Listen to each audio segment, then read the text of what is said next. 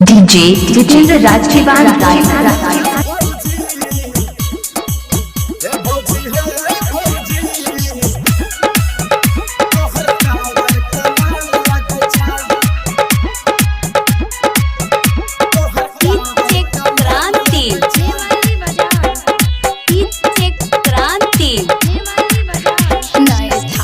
छहो तू खाली हाँ कह छहो कि हमरा बेरी बेरी ताकै छहो। हमरा पर नहीं भोला बाबा पर ध्यान लगाबो। नहीं ताकै छहो तू खाली हाँ कह छहो कि हमरा तू बेरी बेरी ताकै छहो। भंग पी के तू देबरू बौरह लागै छो। समझलो ने? हे भौजी तोहर कांवर कमाल लागे छा। हे भौजी तोहर कांवर कमाल लागे छा। तोहर भैया बड़ा जतन से बनेल कोन है।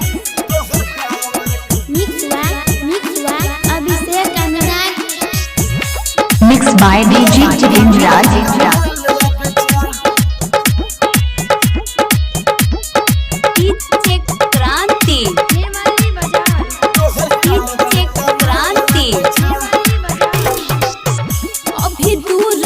बहुते हुसुइया पहाड़ सिपिया ने गांजा लग जैतो बुखार।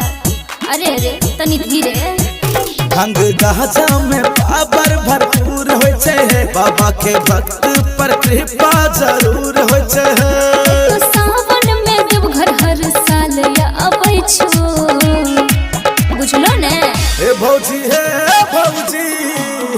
तोहर कांवर कमाल लागे छा। हे भौजी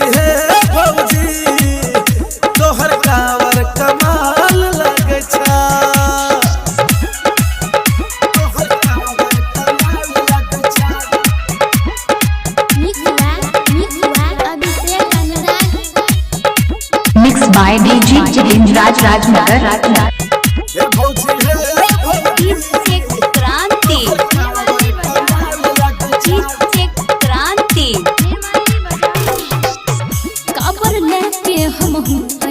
भोला के द्वार सुन लेथिन जे बाबा हमर दिल के पुकार।